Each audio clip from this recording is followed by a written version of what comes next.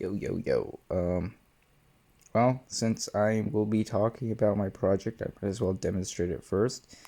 It is, let me zoom out. It's motion sensor LED. I've got an ultrasonic sensor LED strip, which I bought a couple days ago, all wired together with an Arduino. And basically, what I'm going to do is use the motion sensor detection to adjust the brightness of the light in a certain hue of color saturation, and at a certain point the brightness lowers to the point where it just cuts off.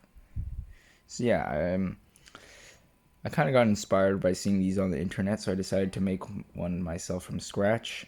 I believe people don't normally use a ultrasonic distance sensor though, because it's not the greatest form of detection, especially like it's got the ultrasonic distance sensor is not exactly accurate all the time.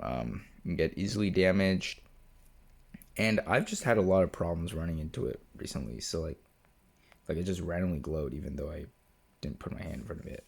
But it works nonetheless. And if I had a better sensor, I can just replace it, such as I believe there's some laser sensors. There's also really expensive lidar sensors as well, though. I cannot commit that much money at this point. But yeah, and so that's my project for now, and it's really useful. I can imagine you attach these lights to like under some wooden stairs or some or under a tabletop. So when people get nearby the edge of the stairs or the tabletop, something that can hurt them, it glows and lets them know that it's there. It could be really helpful in like night environments where you cannot see much. So yeah, and in this project, I had to learn a lot of stuff with Fast LED, the Fast LED library on Arduino, which honestly taught me a lot of interesting stuff about RGB, as well as what's the other one called?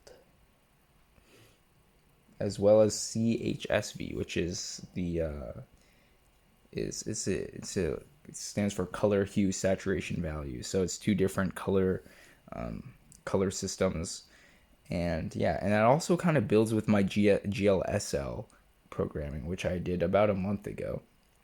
That also has to do with computer graphic. That has also has to do with like colors and graphics. So yeah, they kind of stack on top of each other. So that was really interesting. Yeah, I'll get into the code now. All right. So, all right. So I'm using the Fast LED library. As you can see, line one, I've included this. You have to download it, which is pretty obvious, but if you've never used it, you have to download it. And then I have a trig pin, echo pin. These are for the motion sensor. You can see my post on how to use the not motion sensor, the ultra. You can see my post on how to use the ultrasonic sensor in like an earlier post from this one, so you can check out that.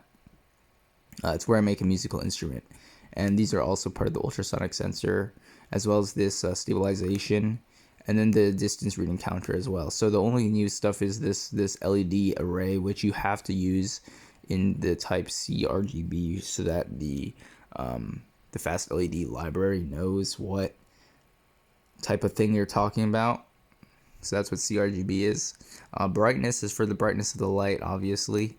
And then we have a data pin that you need to send data in through the diodes of the LED. And to do that, you have to use LED. You have to declare an LED. I believe it has to be a digital pin. Yeah, and I've designated 16 LEDs because I don't want to draw too much voltage from my USB port, which might just I don't even know. Like I've heard some bad stories about drawing too much power from a USB port on a computer, so I'm not messing with that. I will play it safe for now and just have 16 volts. If I do want to have more LEDs, I need to attach power supplies and probably either solder them or find some way to attach them to various points of the LED strip so that the voltage is constant along the entire strip. Yeah. And I probably will make a larger LED project, so I probably will have to do that at some point with solder. Yeah. So here's setup. It's pretty obvious. Pretty straightforward. The add LEDs is something you just have to do. Like you can just copy and paste this line basically all the time. This is the LED hardware name I have, and so you have to specify this. Yeah. These are for the ultrasonic sensor. Okay. So this start is also part of the ultrasonic sensor up to here. And no, even further down, never mind. Here I'm just filling in an array that like lets you recall the past readings. And so my plan was originally like if the reading has stayed the same for like three cycles of the loop, then start dimming the light. But I feel like my LED has a bug where it can't dim or something like that, because I have been I've been trying to follow tutorials to dim the lights, and it was like I couldn't do it for some reason. Maybe I'll figure out how to do it later, but that was my intention. So I'm just keeping this code here so that in the future this can remind me of that, and I will already have it in place. I mean, it's good though, because it lets you remember past distance recordings, which is pretty important. Yeah, having memory and code is pretty good. Okay, so yeah, I printed the distance just so I can see what's going on. It's in the serial monitor. Well, it's not going right. Oh, it is going right now. It's at 0. For some reason, it's stuck at 0. I'm not sure why. Normally, when I like scan my hand over it, it resets though. Okay. And then I have this is a correction for it changes like all the lights to match like a certain environment. So there's like just various names you can put in here, and typical pixel strings seem to be the best looking for me because the human eye has an extreme sensitivity to bright yellow and bright green light, like the bright green and yellow like spectrum. So in order to combat that, you can actually use typical pixel string, and there's a few others you can use. And what they do is they actually make green and yellow weaker to make all the colors look more balanced. It brings out red a lot more, which is really nice. Okay, and then so what I do is I go through every single LED and I change the color to a certain color saturation, which I was doing purple. Let's see if I can demonstrate it right here. See, it's purple. So yeah, 170 is like the saturation is purple, and the hue is how like bright it is. So a very high hue would make it white, and a very low hue would just make it like very dark. So like blue, dark blue, black.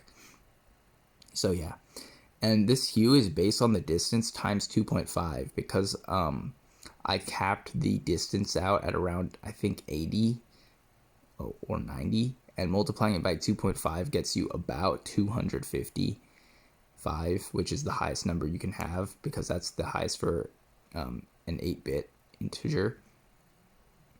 And then, so if the distance is 80, if the distance is greater than 80, I basically just cut off the brightness. I had problems where if you take 80, subtract it by the distance, and the distance is greater than 80, you'll actually get a negative brightness, which for some reason it makes it extremely bright, and like that's really dangerous. I was like, oh my god, I need to like unplug my Arduino right now. So yeah, so I made this basically an absolute value thing, kind of, and then this is like for normal functionality. And then I just set the brightness, and then I show all the LEDs, and that's basically it. So yeah, hopefully I can do more stuff with this in the future. This is basically just an addition to my ultrasonic project, except this time I actually had to learn a library instead of using physics to